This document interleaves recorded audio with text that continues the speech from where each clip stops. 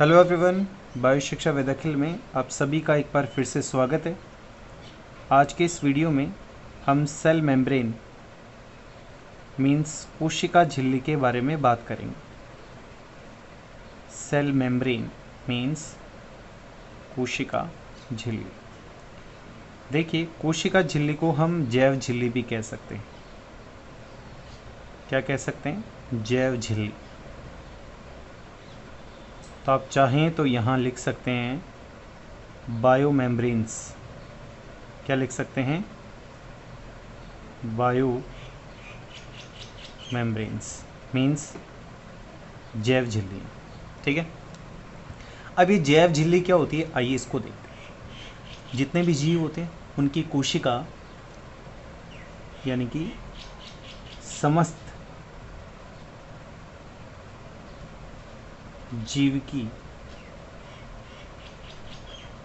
कोशिकाएं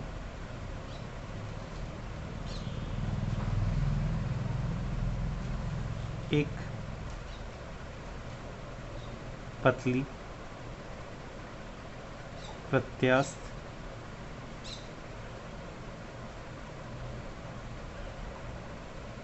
चयनात्मक पारगम्य एवं जीवित परिधि से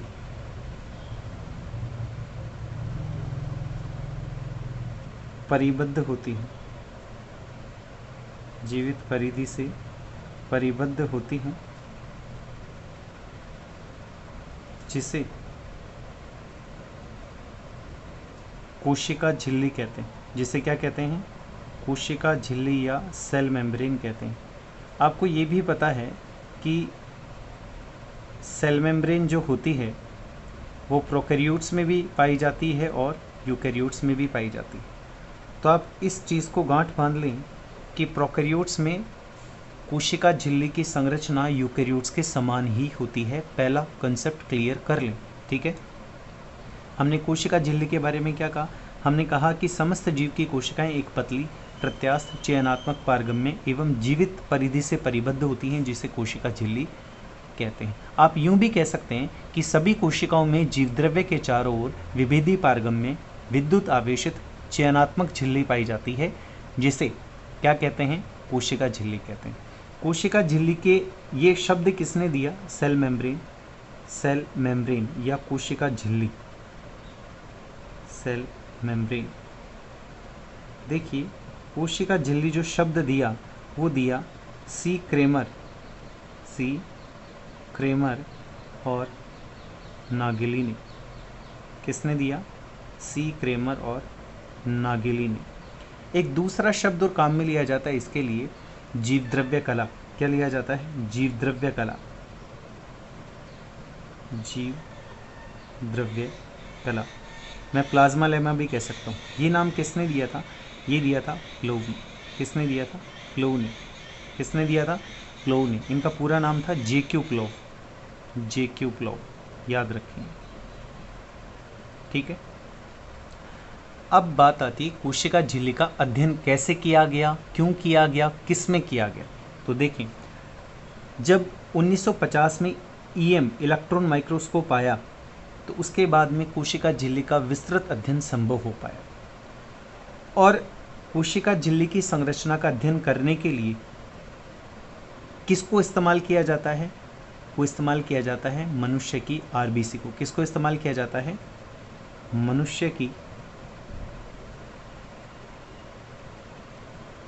परिपक्व आरबीसी में कोशिका झिल्ली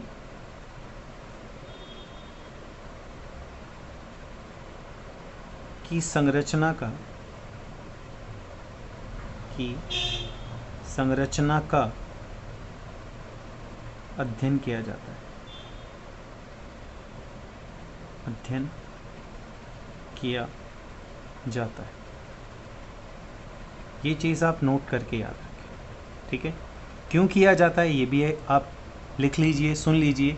वो इसलिए किया जाता है क्योंकि इसमें कोशिकांग जो होते हैं अनुपस्थित होते हैं, जो अदर ऑर्गेनेलीज होते हैं वो अनुपस्थित होते हैं। इसलिए मनुष्य की परिपक्व आरबीसी को किसके काम में लिया जाता है? सेल मेम्ब्रेन के स्टडी में काम में लिया जाता है। अगर हम देखें कि आरबीसी में, पहले ये भी देखें किसके बनी होती है, ये देखें, आगे हम बात कर लेंगे, डिटेल बात करेंगे, लेकिन एक ओवरऑल बात की जाए तो ये दो चीज़ों से मिलकर बनी होती है। किसकी बनी होती है? प्रोटीन और लिपिड की। किसकी बनी होती है? प्रोटीन की। प्रोटीन कितना होता है? 52%। और लिपिड कितना होता है? 40%। ये मैं किसकी बात कर रहा हूँ? ये मैं बात कर रहा हूँ एक ह्यूमन आरबीसी की, एक मैच्योर आरबीसी की बात कर रहा हूँ। ठीक है। सेल मेम्ब्रेन को समझाने के लिए कई मॉडल दिए गए। जैसे एक मॉडल आया सैंडविच मॉडल। कौन सा मॉडल आया? Sandwich model.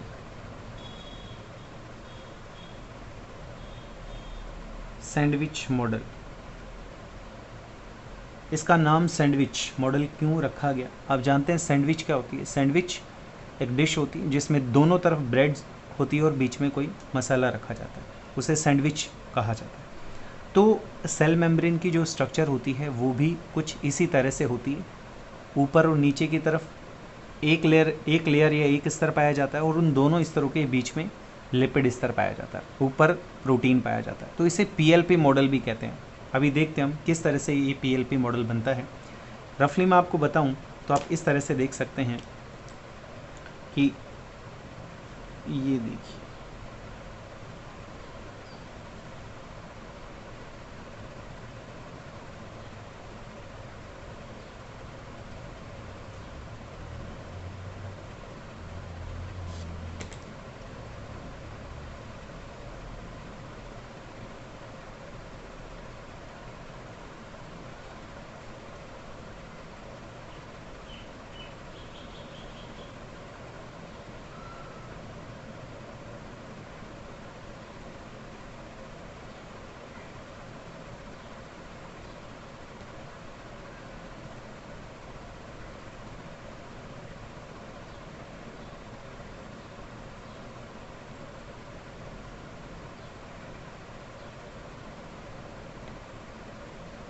ये इस तरह से देखते हैं।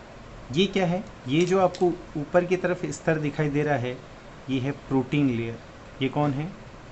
Protein layer. ये प्रोटीन का स्तर है।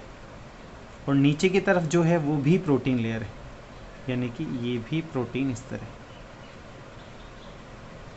और बीच में जो आपको दिखाई दे रहा है वो कौन है? वो है लिपिड लेयर। ये कौन है? Lipid layer. लिपिड लेयर या लिपिड परत या लिपिड स्तर। तो आप इस डायग्राम को अगर देखते हैं तो आपको लगेगा ऊपर प्रोटीन है, नीचे प्रोटीन है, बीच में लिपिड है। इसलिए इसे बोला जाता है पीएलपी मॉडल। क्या बोलते हैं इसे? पीएलपी मॉडल भी आप बोल सकते हैं। ठीक है। Protein protein lipid. इसी तरह से सैंडविच में ब्रेड और बीच में क्या होता है? मसाला। इसलिए इसे क्या बोला जाता है? सैंडविच मॉडल कहा जाता है। अगर इस मॉडल के बारे में कुछ पॉइंट्स को जानना चाहें तो आप ये याद रखिए कि इस मॉडल के अकॉर्डिंग जो सेल मेम्ब्रेन होती है उसकी कुल मोटाई होती है, मोटाई कितनी होती है? 70 से 80 एंगस्ट्रम। कितनी होती है? 70 से 80 एंगस्ट्रम। कुल मोटाई की बात कर रहा हूँ मैं। किस तरह से हो सकती है 70 से 80 एंगस्ट्रम? आप देखें कि ये मॉडल है, ये मतलब प्रोटीन परत है, इसकी मोटाई है 20 एंगस्ट्रम। ये कितनी है? 20। इसकी कितनी है? 20 एंगस्ट्रम। और लिपिड जो लेयर है इसकी कुल मोटाई है 35 एंगस्ट्रम। इसे मैं बाई लिपिड लेयर भी बोल सकता हूँ। क्यों? क्योंकि वसा का यहाँ एक दोहरा स्तर है, 2 स्तर है, इसलिए इसे मैं क्या बोल सकता हूँ? इसे मैं बोल सकता हूँ बायो मोलिकुलर लेयर, या मैं बोल सकता हूँ बायोमोलिकुलर लेयर ऑफ फॉस्फोलिपिड्स। ठीक है। Protein layer, lipid layer. Total आप करेंगे 20, 40 और 35, 75 एंगस्ट्रम इसकी कुल मोटाई हो गई। और कुछ बात करें, मैंने पीएलपी मॉडल बोला, आपको ये भी लिखा हुआ मिल सकता है PLLP मॉडल, यानी कि प्रोटीन लिपिड प्रोटीन मॉडल। ये भी आप याद रखें। छोटी छोटी चीज़ें हैं जिनके लिए आप बाद में मना कर सकते हैं कि ये आपको समझ में नहीं आई। तो आप याद रखें पीएलपी मॉडल का मतलब क्या होता है, पीएलएलपी का मॉडल क्या होता है। ये देखें, ये जो अणु हैं, इन अणुओं को आप क्या बोल रहे हैं, फोस्फोलिपिड बोल रहे हैं। इनको मैं बता दूं एम्फीपैथिक भी कहते हैं, ये स्टार लगा के लिख लें, क्या बोला जाता है इन्हें, एम्फीपैथिक। एम्फीपैथिक किसको बोल रहा हूँ मैं, एम्फीपैथिक, मैं बोल रहा हूँ फोस्फोलिपिड के जो अणु हैं उनको मैंने बोला एम्फीपैथिक। क्यों बोला जाता है, क्योंकि इसमें दो प्रकार के भाग पाए जाते हैं, एक जल स्नेही और एक जल विरोधी। कौन कौन से पाए जाते हैं, जल स्नेही जिसे मैं हाइड्रोफिलिक बोल सकता हूँ, और जल विरोधी जिसे मैं हाइड्रोफोबिक बोल सकता हूँ। हालांकि ये सबसे लास्ट में जो मॉडल पढ़ेंगे फ्लूइड मोज़ेक मॉडल, उसमें भी ये सारी बातें आएंगी, वहाँ पर भी आप समझ सकते हैं, लेकिन फिर भी 2 से 3 बार रिपीट होंगी, थोड़ा अच्छे समझ में आ जाएगा। क्या बोला हमने, इसमें दो जल स्नेही और जल विरोधी दो प्रकार के भाग पाए जाते हैं। हेड जो भाग होता है वो जल स्नेही होता है। हेड भाग कौन सा है, हेड भाग ये है, इसे क्या बोलेंगे, एक मिनट, इसे क्या बोलेंगे, हाइड्रोफिलिक। कौन से भाग की बात कर रहा हूँ मैं, इस भाग की बात कर रहा हूँ, हाइड्रोफिलिक। और ये वाले जो भाग है, ये जिसे हम पूंछ भाग बोल सकते हैं, टेल भाग बोल सकते हैं, ये क्या है, हाइड्रोफोबिक यानी कि जल विरोधी। तो आपकी बात समझ में आ गई होगी कि फास्फोलिपिड को एम्फीपैथिक, क्या फास्फोलिपिड अणु के स्तर को एम्फीपैथिक क्यों कहा जाता है, ये बात आप याद रखें, स्टार लगा लें। ये आगे किसी एग्ज़ाम में एमसीक्यू क्वेश्चन में आपको बात पूछी जा सकती है कि फॉस्फोलिपिड अणु को एम्फीपैथिक क्यों कहा जाता है। अगर वहाँ पे आपको बिल्कुल याद रहेगा, क्योंकि उसमें जल स्नेही और जल विरोधी जैसे गुण पाए जाते हैं या दो प्रकार के भाग पाए जाते हैं। लेकिन क्वेश्चन अगर घूमेगा तो यहीं पर घूमेगा कि हमें पता है कि हाइड्रोफिलिक हेड भाग होता है, जबकि टेल भाग जो होता है वो हाइड्रोफोबिक होता है। तो इसी को रिवर्स कर देगा, हेड को यानी कि सिर भाग को जल विरोधी बना देगा और टेल को यानी कि पूंछ भाग को जल स्नेही बना देगा, और उसी से में हमारा क्वेश्चन गलत हो जाएगा। दूसरी चीज़ आती है फॉस्फोलिपिड की जो जल विरोधी पूंछ होती है। जल विरोधी पूंछ कौन सी होती है, जल विरोधी इस पूंछ की बात कर रहा हूँ, ये जल विरोधी है। ये जो पूंछ होती है ये वांडरवाल बल द्वारा संबंधित होती है। कौन से बल द्वारा, वांडरवाल।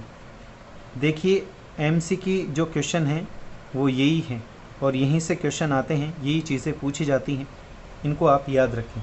जैसे किस में स्टडी की गई, सब ह्यूमन आरबीसी में की गई। किस में की गई, ह्यूमन आरबीसी में, परिपक्व आरबीसी में की गई। जीव द्रव्य कला शब्द किसने दिया, सेल मेम्ब्रेन शब्द किसने दिया, इन चीज़ों को आप याद रखें। सैंडविच मॉडल की सबसे बड़ी विशेषता क्या होती है, या सैंडविच मॉडल किसने दिया, मेन क्वेश्चन क्या है, सैंडविच मॉडल किसने दिया। तो सैंडविच मॉडल दिया था डेनियल एवं डॉवसन ने। किसने दिया था, डेनियल और डॉवसन ने ये मॉडल दिया था।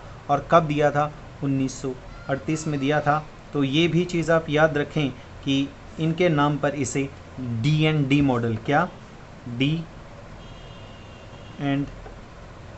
Model, Daniel and Dawson model भी कहा जाता है। इस चीज़ को भी आप याद रखें, ये भी पूछा जा सकता है, डेनियल एंड डॉवसन मॉडल को समझाइए। तो उस समय हमें रिकॉल ना हो कि सैंडविच मॉडल को ही डेनियल और डॉवसन मॉडल कहते हैं।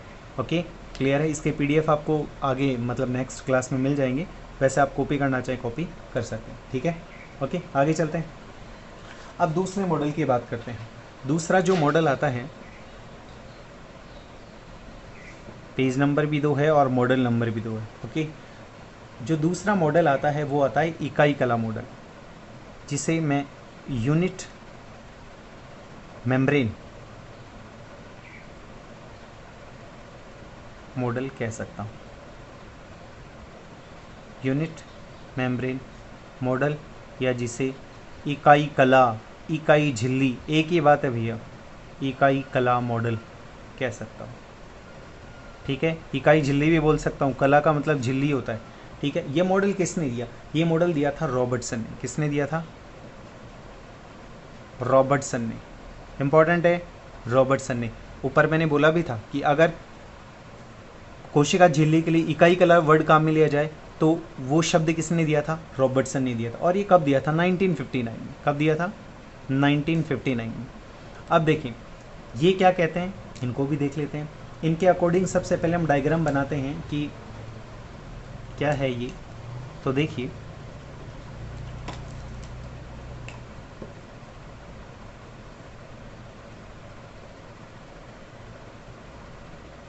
ये मैं बता दूं आपको कि ऑलमोस्ट डेनियल और डॉवसन ने और रॉबर्टसन ने जो मॉडल दिया था,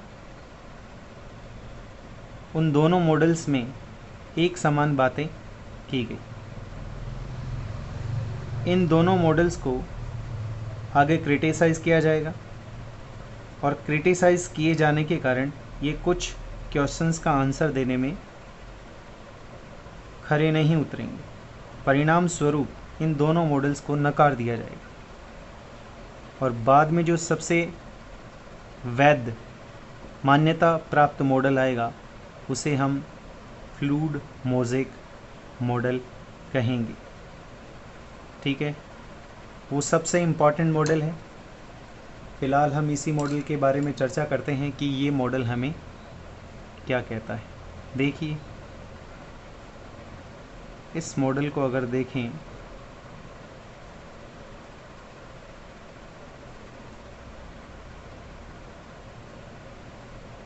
वेट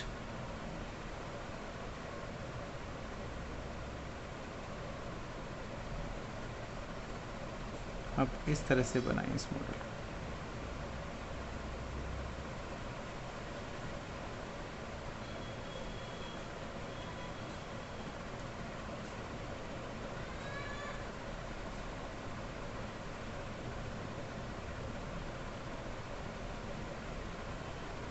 मैं एक लेयर मोटी कर देता हूँ, आप इस तरह से इसको मोटा कर सकते हैं।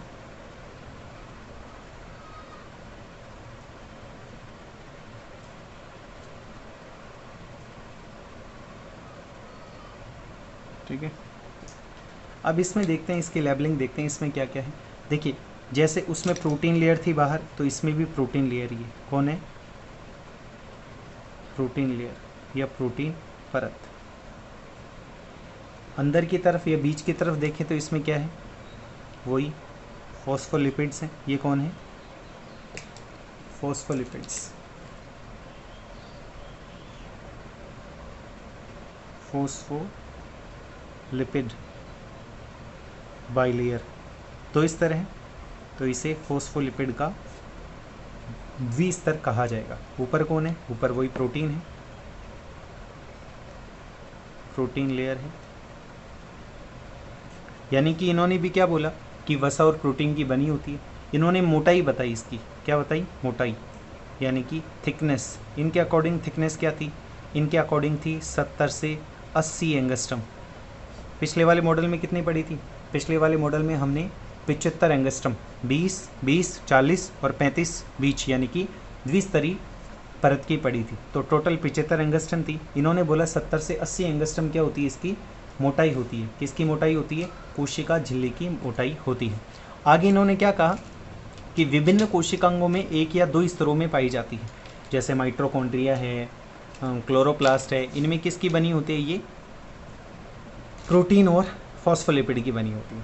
आगे चलते हैं। अब ये मॉडल भी नकार दिया गया, कोई खास इंपॉर्टेंट बात इन्होंने बताई नहीं। क्यों नकार क्यों दिए गए दोनों मॉडल? तो आप स्टार लगा के लिखना चाहें तो लिख सकते हैं। क्या लिख सकते हैं? कि ये जो दोनों मॉडल आए, इन दोनों मॉडलों में एक तो कोशिका झिल्ली की प्रत्यास्थता और चयनात्मक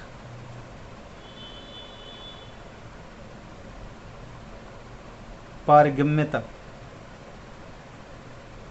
के गुण को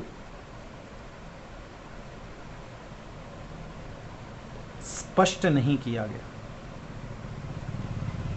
स्पष्ट नहीं किया गया। परिणाम स्वरूप दोनों मॉडल्स को क्या कर दिया गया? नकार दिया गया। सबसे मोस्ट इम्पॉर्टेंट मॉडल जो आता है वो अब आएगा, जिसे हम क्या बोल रहे हैं?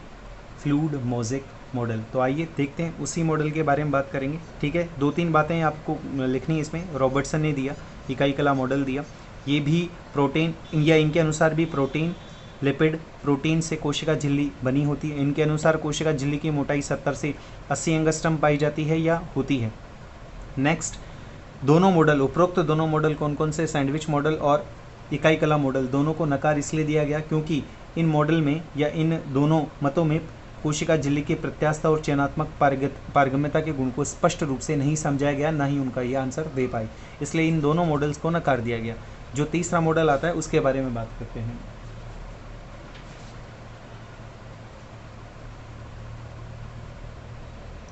आइए, जो थर्ड मॉडल आता है पेज नंबर 3 और मॉडल नंबर भी 3। जो थर्ड मॉडल आता है उसे बोलते हैं फ्लूइड मोज़ेक मॉडल। क्या कहते हैं उसे? फ्लूइड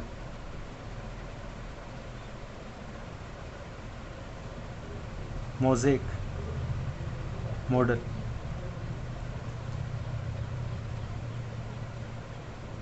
यानी कि मैं इसे क्या कह सकता हूँ? मैं इसे तरल मोज़ेक मॉडल कह सकता हूँ। ठीक है, इस मॉडल को और किन नामों से जाना जाता है?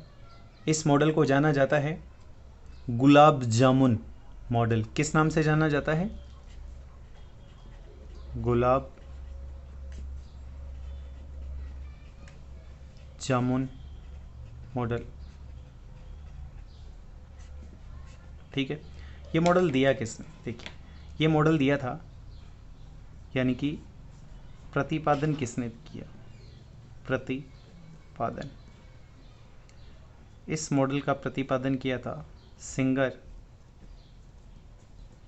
एवं निकोलसन ने। किसने किया? सिंगर एवं निकोलसन ने किया 1972 में। कब किया? 1972 में। अभी तक जितने भी मॉडल हमने पढ़े उनमें देखा जाए तो सबसे नवीनतम और सर्वाधिक मान्यता प्राप्त मॉडल है, मान्यता प्राप्त मॉडल है। ठीक है, अब बात करते हैं इसको फ्लूइड मोज़ेक क्यों कहा जाता है। इसको आप गौर से सुनिएगा। कोशिका झिल्ली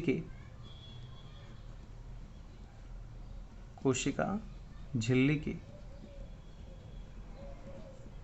इस मॉडल में या फ्लूइड मोज़ेक मॉडल में, इस मॉडल में या इस मॉडल के अनुसार बहुत इंपॉर्टेंट बात आने वाली, इस मॉडल की जो मेन बेस है उसी के बारे में बात कर रहे हैं। अनुसार प्रोटीन फोस्फोलिपिड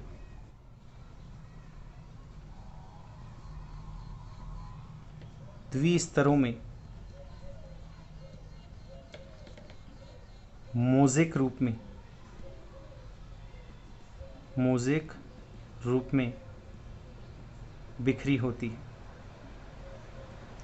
यही इंपॉर्टेंट बात है। क्यों इंपॉर्टेंट है मैं बताता हूँ आपको, अगर आप रिकॉल नहीं कर पा रहे हैं।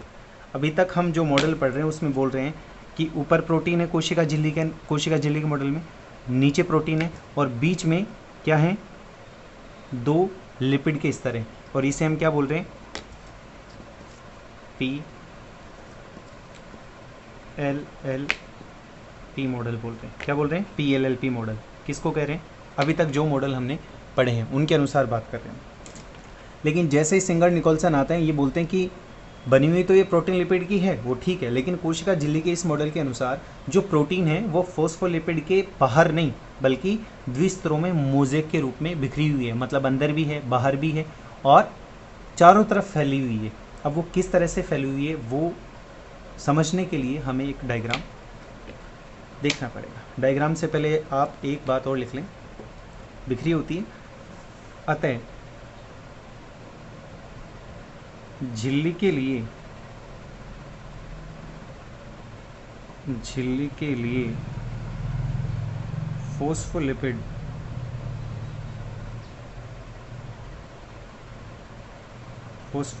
के समुद्र में, ऐसा ही लगेगा डायग्राम आपको, समुद्र में प्रोटीन रूपी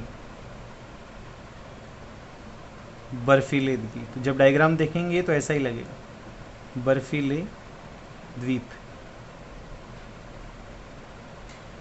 कहा गया। ठीक है, गुलाब जामुन मॉडल कहते हैं, ये मैंने आपको ऊपर बता दिया है। अब इसका डायग्राम देखते हैं, किस तरह से इस डायग्राम में बताया गया है कि ये अरेंजमेंट जो हैं प्रोटीन और लिपिड के वो किस तरह से होते हैं। देखिए,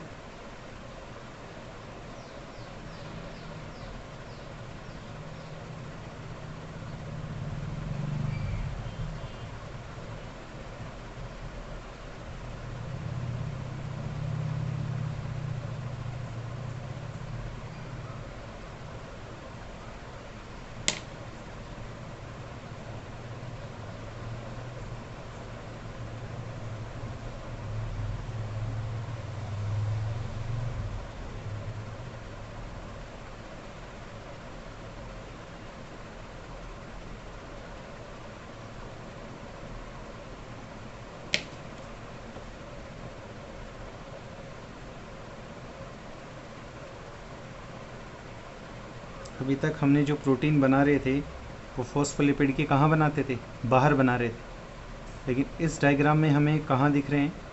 इस डायग्राम में प्रोटीन हमें एक बार तो बीच में बना दी है, आपको दिखाई भी दे रहा होगा डायग्राम में, क्योंकि कलरफुल मैंने इसीलिए बनाया है ताकि आपको ये समझ में आ जाए।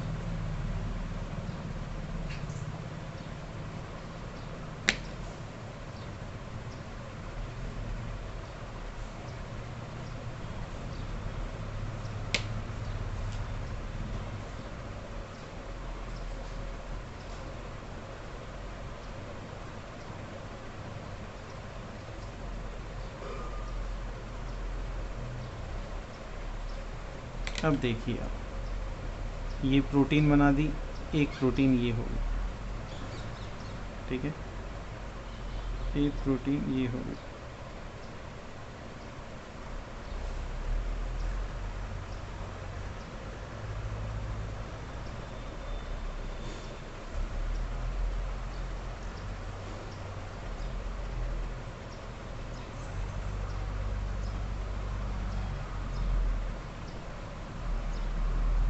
अब इस डायग्राम को देखिए आप, क्या क्या कह रहा है ये डायग्राम। ये जो आपको दिख रही है ये तो कौन है, ये बाई लेयर ऑफ फॉस्फोलिपिड, ये कौन है, बाई लेयर ऑफ फॉस्फोलिपिड, यानी कि ये लिपिड के द्विस्तर है। ठीक है, और ये कौन है, ये प्रोटीन है। लेकिन प्रोटीन को अगर आप देखें तो दो तरह से है, कुछ प्रोटीन बीच में है और कुछ प्रोटीन बाहर है। तो जो बाहर की तरफ प्रोटीन है इसे हम बोलेंगे परिधीय प्रोटीन। क्या कहेंगे इसे, परिधीय प्रोटीन। इसे आप एक्सट्रिंसिक प्रोटीन भी कह सकते हैं। जबकि दूसरी आपको जो दिखाई दे रही है ये वाली, ये कैसी है, ये आंतरिक प्रोटीन है। ये कैसी है, आंतरिक प्रोटीन, जिसे आप इंट्रिंसिक, आंतरिक प्रोटीन, या जिसे मैं क्या कह सकता हूँ, इंट्रिंसिक प्रोटीन कह सकता हूँ। ये कौन है, इंट्रिंसिक प्रोटीन है। ठीक है, बात समझ में आ गई। अब दूसरी बात हमने पहले भी की थी, क्या बात की थी, हमने कहा था कि फोस्फोलिपिड्स होते हैं वो कैसे होते हैं, एम्फीपैथिक होते हैं। एम्फीपैथिक क्यों होते हैं, क्योंकि इसमें दो भाग पाए जाते हैं। कितने भाग पाए जाते हैं, दो भाग पाए जाते हैं। और अगर उन दोनों भागों को देखें तो जो हेड होता है वो कैसा होता है, हाइड्रोफिलिक होता है, जल स्नेही होता है। और जो निचले वाला यानी कि पूंछ का भाग होता है वो कैसा होता है, जल विरागी या हाइड्रोफोबिक भाग होता है। देखें दोनों तरफ देखते हैं तो जल स्नेही भाग है, ये कौन सा है, जल स्नेही, जिसे हाइड्रोफिलिक कहा है हमने। ठीक है, अगर आगे चलते हैं तो बीच वाला भाग आता है, कौन सा, ये वाला, ये वाला और ये वाला, ये इसके बीच वाला, झिल्ली के बीच वाला है, और लिपिड अणु के पूंछ वाला भाग। ठीक है, ये कैसा भाग है, ये है जल विरागी, हाइड्रोफोबिक, जल विरोधी भी कह सकता हूँ मैं। क्लियर है, ये बात आपके समझ में आ गई होगी। तो हमने क्या बोला, हम पहले से पढ़ते आ रहे हैं कि कोशिका जो झिल्ली होती है वो दो स्तरों से मिलकर बनी है, या मैं स्पेशली बोलूँ दो घटकों से मिलकर बनी है। और वो दोनों घटक कौन से हैं? पहला घटक जिसे हम क्या बोल रहे हैं? फॉस्फोलिपिड। क्या बोल रहे हैं? फॉस्फोलिपिड। और दूसरा घटक जो बोल रहे हैं उसे हम बोल रहे हैं प्रोटीन। उसे हम क्या कह रहे हैं? प्रोटीन।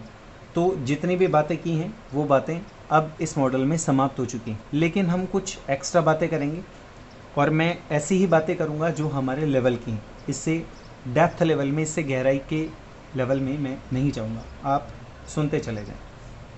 सबसे हम पहले बात कर रहे हैं किसकी? फॉस्फोलिपिड मॉडल की। फॉस्फोलिपिड मॉडल में हम ये कह सकते हैं, वो फॉस्फोलिपिड की बात कर रहे हैं, घटक की बात कर रहे हैं, सॉरी। फॉस्फोलिपिड क्या है? ये फॉस्फोग्लिसराइड है। ये क्या है? फॉस्फोग्लिसराइड। तो आप ये बात याद रखें कि कहीं पे आपको ये वर्ड दे दिया जाए तो आप क्वेश्चन को गलत ना करें। फॉस्फोलिपिड बोल सकता हूँ, फॉस्फोग्लिसराइड बोल सकता हूँ, ठीक है। अगर हम इसमें देखें तो हमें क्या दिखाई देता है? पहले तो मैं पूरे मॉडल को एक बार बोलता हूँ, आप समझिएगा क्या है। ये मॉडल सिंगर और निकलसन ने दिया था, 1972 में दिया था। यह मॉडल सबसे वैलिड मॉडल है, सर्वाधिक मान्यता प्राप्त मॉडल है और न्यू मॉडल है। इस कोशिका झिल्ली में इस मॉडल के अनुसार प्रोटीन फॉस्फोलिपिड द्विस्तरों में मोज़ेक के रूप में बिखरी होती है, इसलिए इसे तरल मोज़ेक मॉडल कहा जाता है। अगर दूसरी तरफ देखें तो फॉस्फोलिपिड क्या है? समुद्र है। इसको उपमा दे सकते हैं प्रोटीन को हम, और प्रोटीन को बर्फ के गोले दे सकते हैं। तो क्या बोला गया? अतः झिल्ली के लिए फॉस्फोलिपिड के समुद्र में प्रोटीन रूपी बर्फीले द्वीप कहा गया। क्या कहा गया? यहाँ लगाएं इन्वर्टेड, ये यहाँ पर लगाएं, बर्फीले द्वीप कहा गया। नेक्स्ट, अब ध्यान से सुनिएगा, ये तो लिखा हुआ है। तरल मोज़ेक मॉडल या सिंगर निकोलसन के अनुसार कोशिका झिल्ली दो घटकों से मिलकर बनी होती है, फॉस्फोलिपिड जिसे फॉस्फोग्लिसराइड कहते हैं और दूसरा प्रोटीन, ठीक है। इनके अनुसार जीवद्रव्य कला की मोटाई लगभग, मैं लिखता चला जाता हूँ, इंपॉर्टेंट बात आती है जो, जीवद्रव्य कला की मोटाई लगभग 75 एंगस्ट्रम होती है। कितनी होती है? 75 एंगस्ट्रम होती है, जो फॉस्फोलिपिड और प्रोटीन की बनी होती है। इसमें प्रोटीन फॉस्फोलिपिड स्तर के अंदर तथा बाहर दोनों जगह पाया जाता है, जबकि फॉस्फोलिपिड दो स्तरों से निर्मित स्तर होता है जो मध्य भाग में स्थित होता है। फॉस्फोलिपिड के सिरे बाहर की तरफ तथा दूसरे स्तर के सिरे अंदर की तरफ स्थित होते हैं, जबकि फॉस्फोलिपिड के दोनों स्तरों के पूंछ भाग एक दूसरे के सामने होते हैं। फॉस्फोलिपिड का सिर भाग हाइड्रोफिलिक या जल स्नेही होता है, जबकि पूंछ भाग कैसा होता है? जल विरागी यानी कि हाइड्रोफोबिक होता है। इसी कारण फॉस्फोलिपिड को एम्फीपैथिक भी कहा जाता है। इस भाग की जो कुल मोटाई होती है फॉस्फोलिपिड की, वो लगभग 45 एंगस्ट्रम होती है। कितनी होती है? 45 एंगस्ट्रम होती है। इसमें आपको कई जगह विवाद मिल सकता है, लेकिन कुल मोटाई 75 एंगस्ट्रम होती है, ये बात आप याद रखें। ये अलग अलग जगह आ सकती है, कुछ जगह 35 आएगी, फिर इसको 20 कर देंगे, इसको 20 कर देंगे, इस तरह से ये 75 एंगस्ट्रम हो जाती है। नेक्स्ट, इस मॉडल में या इस मॉडल के अनुसार प्रोटीन मुख्यतः दो प्रकार से लगी होती है, या दो प्रकार की प्रोटीन पाई जाती है, जिसमें एक परिधीय प्रोटीन, बाह्य प्रोटीन या एक्सट्रिंसिक प्रोटीन होती है। ये प्रोटीन फॉस्फोलिपिड के बाहर की तरफ या पूर्ण रूप से अंदर की तरफ होती है, अर्थात ये फॉस्फोलिपिड में धंसी हुई नहीं होती है। जबकि दूसरे प्रकार की प्रोटीन, जिसे हम आंतरिक प्रोटीन, इंट्रिंसिक प्रोटीन, या एक नाम और आता है इसके लिए, समाकल प्रोटीन। क्या नाम आता है? समाकल प्रोटीन। वो फॉस्फोलिपिड स्तर में स्थान स्थान पर धंसी हुई होती है, इसीलिए इसे आंतरिक प्रोटीन या समाकल प्रोटीन कहते हैं। समाकल प्रोटीन जब भी जहाँ बनती है, जैसे यहाँ पर बन रही है, तो देखिए जब बनती है तो इसमें छिद्रयुक्त दीवार बनती है। क्या बनती है? ये देखिए, ये छिद्रयुक्त दीवार बनती है। इन्हीं स्थानों से पदार्थ होते हैं वो कोशिका के अंदर या बाहर निकल पाते हैं, या समाकलित प्रोटीन के माध्यम से पदार्थ अंदर या बाहर जा पाते हैं। जैसे अवशोषण है, स्त्रवण है, विसर्जन का कार्य इसी प्रकार से होता है। और हम ये कह सकते हैं कि इसी कारण कोशिका झिल्ली चयनात्मक झिल्ली की तरह कार्य करती है। मोस्ट मोस्ट मोस्ट इम्पॉर्टेंट बात हमने क्या बोली, हमने क्या बोला, इसी कारण कोशिका झिल्ली चयनात्मक झिल्ली का कार्य करती है। आपको पता है ऊपर के जो मॉडल थे, डेनियल डॉसन का मॉडल था, रॉबर्टसन का मॉडल था, वो ये पॉइंट ना बताने के कारण ही नकार दिए गए, डिस्कार्ड कर दिए गए। लेकिन इन्होंने बोला कि कोशिका झिल्ली क्यों चयनात्मक होती है, ये गुण किस तरह से होता है, ये किसने बताया, ये बताया सिंगर और निकोलसन ने। इसलिए इस मॉडल को सबसे नवीन मॉडल बोला जाता है, सबसे मान्यता प्राप्त मॉडल कहा जाता है। ठीक है, आगे बात समझ में। ये हमने किसके बारे में बात की, ये फ्लूइड मोज़ेक मॉडल के बारे में बात की, तरल मोज़ेक मॉडल के बारे में बात की। आगे बात करते हैं कि प्लाज्मा झिल्ली के रूपांतरण क्या होते हैं। देखिए नेक्स्ट आता है प्लाज्मा झिल्ली के रूपांतरण।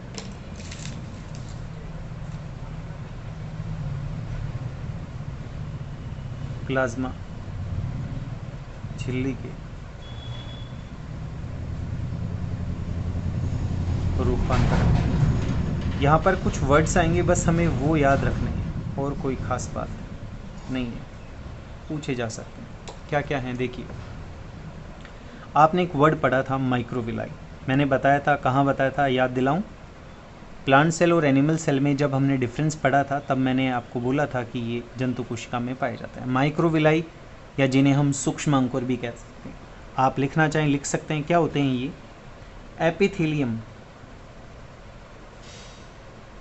एपिथेलियम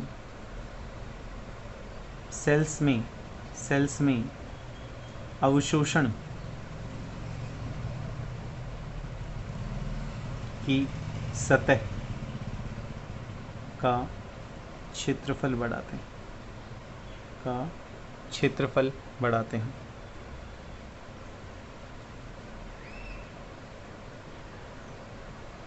ये अंगुली नुमा उभार बनाते हैं। ठीक है, इनको क्या बोलते हैं? माइक्रोविलाई। मानव में भी जो अवशोषण क्रिया होती है, पाचन की क्रियाविधि में जो अवशोषण स्टेप पढ़ते हैं, वो क्यों अवशोषण की सतह क्यों बढ़ जाती है? क्योंकि हमारे अंदर भी क्या पाए जाते हैं? माइक्रोविलाई पाए जाते हैं। यानी कि इस तरह की संरचना है एक तरह से।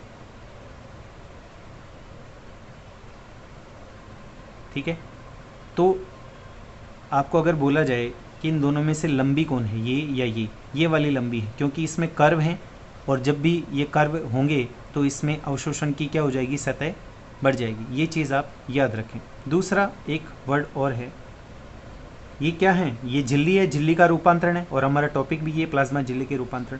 दूसरा बिंदु और है डेस्मोसोम्स। बस आपको ये वर्ड याद रखना, डेस्मोसोम्स कि होते क्या हैं? डेस्मोसोम ये क्या होती है? कोशिका झिल्ली पर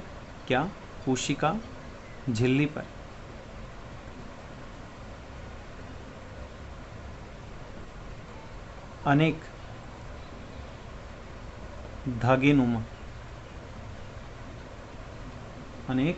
धागेनुमा संरचना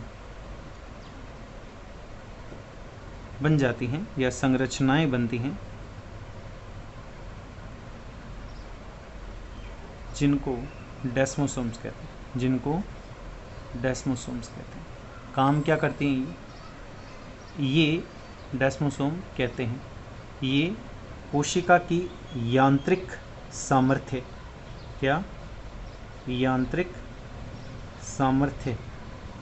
बढ़ाती हैं या बढ़ाते हैं।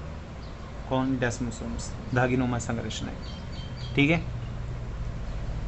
एक तीसरा वर्ड और है इंटरडिजिटेशन। व्हाट? इंटरडिजिटेशन। ये क्या है? कोशिका में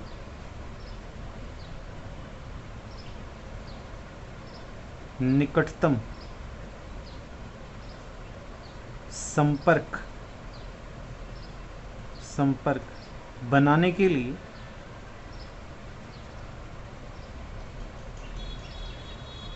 कभी कभी कोशिका झिल्ली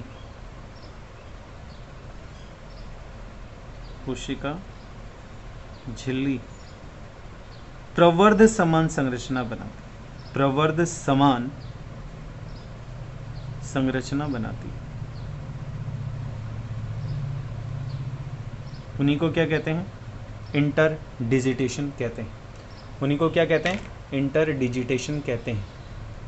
अब ये तो हमने किसके बारे में बात की है? ये हमने बात की है कोशिका झिल्ली के रूपांतरण क्या होते हैं। नेक्स्ट अगर हम बात करें कि कोशिका झिल्ली के कार्य क्या हैं, तो देखिए नेक्स्ट जो पॉइंट आता है वो आता है हमारे फंक्शन ऑफ सेल मेम्ब्रेन या कोशिका झिल्ली के कार्य। आधे इसमें लिख लेते हैं, फंक्शन ऑफ सेल मेम्ब्रेन।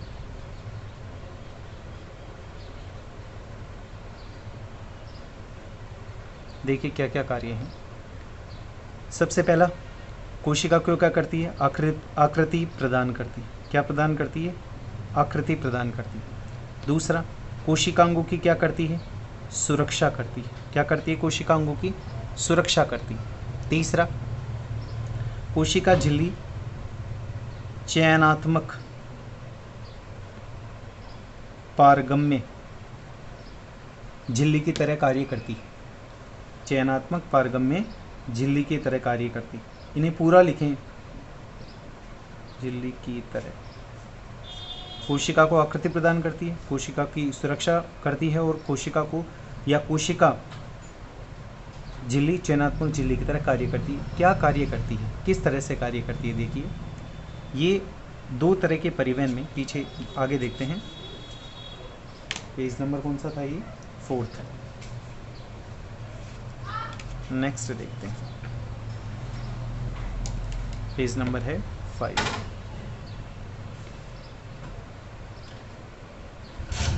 एक वर्ड आता है निष्क्रिय परिवहन,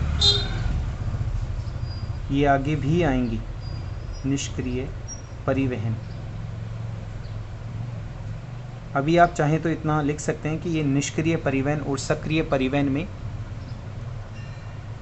रोल प्ले करती है या भूमिका अदा करती है। देखें, जो निष्क्रिय परिवहन होता है इसमें पदार्थों का स्थानांतरण अपनी अधिक सांद्रता से, किससे? अपनी अधिक सांद्रता से कम सांद्रता की ओर होता है और इसमें अतिरिक्त भारी ऊर्जा की आवश्यकता नहीं होती है। एग्जाम्पल, आप डेफिनेशन लिखना चाहें लिख सकते हैं, मैं दोबारा बोल रहा हूँ। इस प्रकार के परिवहन में पदार्थों का स्थानांतरण अपनी अधिक सांद्रता से, किससे? अधिक सांद्रता से कम सांद्रता की ओर होता है। मैं लिख देता हूँ, पदार्थों का स्थानांतरण, पदार्थों का स्थानांतरण अपनी अधिक सांद्रता से, अधिक सांद्रता से कम सांद्रता की ओर, कम सांद्रता की ओर, सांद्रता की ओर। अब आप खुद ही सोचें, जब अधिक सांद्रता से कम सांद्रता की ओर हो रहा है तो क्या इसमें भारी ऊर्जा की आवश्यकता होगी? इसमें भारी ऊर्जा की आवश्यकता नहीं होती। एनर्जी नॉट रिक्वायर्ड मीन्स बाहरी ऊर्जा की आवश्यकता नहीं होती, आवश्यकता नहीं होती। इसका एग्जाम्पल ऑस्मोसिस, एग्जाम्पल ऑस्मोसिस जिसे परासरण कहते हैं और डिफ्यूज़न जिसे विसरण कहते हैं। ठीक है, अब दूसरी परिभाषा आती है या दूसरा प्रकार आता है सक्रिय परिवहन। परिवहन हमने देखा था किससे होता है? कोशिका झिल्ली से। आपको याद होगा, अभी भी बताया था। कहाँ बताया था? मैंने बोला था जो मॉडल हमने पढ़ा उसमें देखा था कि 2 प्रोटीन थी, इंट्रिंसिक प्रोटीन थी, उसमें गैप बन रहा था, वो परिवहन के काम आती है, यानी कि विसरण है, परासरण है, काम आती है। तो निष्क्रिय परिवहन में आप बोल रहे हो कि पदार्थों का स्थानांतरण अपनी अधिक सांद्रता से कम सांद्रता की ओर होता है, ऊर्जा की आवश्यकता नहीं होती। तो सक्रिय परिवहन में क्या होगा? ये सांद्रता विभव के विपरीत, यानी कि मैं यूं कह सकता हूं कि इसमें पदार्थों का स्थानांतरण इसका उल्टा हो जाएगा, कम सांद्रता से अधिक सांद्रता की ओर होता है और इसमें अतिरिक्त ऊर्जा की आवश्यकता होती है। इस क्रिया में वाहक प्रोटीन्स या परमीजेस वाहक का कार्य करते हैं। ठीक है, आगे बात समझ में। सक्रिय परिवहन क्या होता है? इसको जस्ट उल्टा लिखना है, ऊर्जा की आवश्यकता होगी कम सांद्रता से अधिक सांद्रता की ओर। ठीक है, नेक्स्ट और क्या कार्य है? कोशिकीय, पहला जो भी है नंबर आप लगा लेना पिछले पेज से। यह कोशिकीय आसंजन, कोशिकीय आसंजन क्यों? अभी अभी इंटरडिजिटेशन बताया था मैंने आपको, कोशिकीय आसंजन का कार्य करती है। नेक्स्ट, बैक्टीरियल सेल्स होती है, जीवाणु कोशिका होती है, उसकी कोशिका झिल्ली पर क्या पाए जाते हैं? श्वसन एंजाइम पाए जाते हैं, श्वसन एंजाइम पाए जाते हैं। क्यों पाए जाते हैं आपको ध्यान है ना? मीजोसोम अच्छी तरह याद होगा, कोशिका झिल्ली अंतर्वलित होकर एक संरचना बनाती है जिसे मीजोसोम कहते हैं। बैक्टीरिया में वो श्वसन स्थल होते हैं, पढ़ा रखा है आपको। ठीक है, एक नेक्स्ट आता है अंतर्ग्रहण। अंतर्ग्रहण, ये अंतर्ग्रहण क्या होता है? देखिए, अंतर्ग्रहण का मतलब होता है कोशिका झिल्ली द्वारा भारी पदार्थों को घेरकर अपने अंदर ले लेना, उसको क्या बोलते हैं? अंतर्ग्रहण। ठीक है, इस क्रिया में ये तो बात समझ में आ गई, कोशिका झिल्ली द्वारा भारी पदार्थों को घेरकर अंदर की तरफ ले लेना क्या कहलाता है? अंतर्ग्रहण कहलाता है। इसे आप इंग्लिश में बोलूँ तो एंडोसाइटोसिस, क्या कह सकते हैं? एंडोसाइटोसिस कह सकते हैं। ये आगे भी आएगा, जब हम लाइसोसोम पढ़ेंगे तब भी आएगा, बस आपको डेफिनेशन याद रही इसलिए बता रहा हूँ। पदार्थों को घेर कर क्या कर लेती है? अंदर ले लेती है। अब ये दो तरह के होते हैं। अब पदार्थ जो घेर कर अंदर लिए जा रहे हैं वो ठोस भी हो सकते हैं और तरल भी हो सकते हैं। अगर ठोस होंगे तो उसे क्या बोलेंगे? फैगोसाइटोसिस। फैगोसाइटोसिस किसको बोलेंगे? ठोस पदार्थों के अंतर्ग्रहण को, ठोस पदार्थों के अंतर्ग्रहण को। ठीक है, और अगर द्रव हो तो पिन्नोसाइटोसिस। पिन्नोसाइटोसिस किसको? द्रव या तरल पदार्थों के अंतर्ग्रहण को। आई थिंक बात समझ में आ गई होगी। जो बनेगा, क्या बनेगा, उसको फैगोसोम बोलेंगे। ये भी मैं वर्ड आपको बताऊंगा, फैगोसोम। और इधर बनेगा उसे बोलेंगे पिन्नोसोम। ये भी मैं लाइसोसोम पढ़ाऊंगा, तब डिटेल में चित्रात्मक ढंग से बताया जाएगा कि फैगोसोम क्या होता है, पिन्नोसोम क्या होता है। वहीं पर फैगोसाइटोसिस और पिन्नोसाइटोसिस भी आ जाएगी। ठीक है, एक जब ये अंतर्ग्रहण करते हैं तो बाहर भी निकालते हैं, तो बाहर निकालते हैं उसे क्या कहेंगे हम? एक्सोसाइटोसिस। क्या बोलेंगे? एक्सोसाइटोसिस, या जिसे मैं बोल सकता हूँ बहिर्कोशिका लयन। बहिर्कोशिका लयन। बहिर्कोशिका लयन का मतलब क्या हो? अनावश्यक पदार्थों को कोशिका झिल्ली के माध्यम से बाहर निकालने की प्रक्रिया क्या कहलाएगी? एक्सोसाइटोसिस। तो हमने देख लिया, क्या क्या देखा हमने देखा ये सुरक्षा प्रदान करती है, आकृति प्रदान करती है, चयनात्मक झिल्ली की तरह कार्य करती है। चयनात्मक झिल्ली में निष्क्रिय परिवहन और सक्रिय परिवहन इसी के द्वारा होता है। निष्क्रिय परिवहन क्या होता है? पदार्थों का स्थानांतरण अपनी अधिक सांद्रता से कम सांद्रता की ओर होता है, ऊर्जा की आवश्यकता नहीं होती है। एग्जाम्पल परासरण और विसरण। सक्रिय परिवहन पदार्थों का स्थानांतरण कम सांद्रता से अधिक सांद्रता की ओर होता है, इसमें ऊर्जा की आवश्यकता होती है और इसमें वाहक प्रोटीन्स पाए जाते हैं या परमिएजेज होते हैं जो वाहक का कार्य करते हैं। यह कोशिकीय आसंजन का कार्य करती है। श्वसन एंजाइम पाए जाते हैं। श्वसन एंजाइम कहाँ पाए जाते हैं? स्पेशली मैं बैक्टीरिया के संदर्भ में आपको ये बात बताई है, ये आप याद रखें क्योंकि मीजोसोम आपको बता भी रखें। अंतर्ग्रहण पदार्थों को घेरकर कोशिका झिल्ली अंदर की तरफ ले लेती है। अगर वो पदार्थ ठोस पदार्थ होते हैं तो उस प्रक्रिया को फैगोसाइटोसिस कहते हैं, अगर द्रव होते हैं तो उस प्रक्रिया को पिन्नोसाइटोसिस कहते हैं। और जो अनावश्यक पदार्थ होते हैं उन्हें कोशिका झिल्ली के माध्यम से बाहर निकालने की क्रिया को एक्सोसाइटोसिस या बहिर्कोशिका लयन कहते हैं। तो आज के लिए बस इतना ही। आई थिंक आपको ये वीडियो समझ में आ गया होगा, अच्छा लगा होगा। और अगर ये वीडियो अच्छा लगा है, टॉपिक समझ में आया है तो वीडियो को लाइक करें, शेयर करें और चैनल को स्पेशली सब्सक्राइब कर लें ताकि जैसे ही नया वीडियो अपलोड हो आपके पास नोटिफिकेशन आ जाए और सबसे पहले आप उस वीडियो को देख सकें। आज के लिए इतना ही। Thank you. जय हिंद, जय भारत।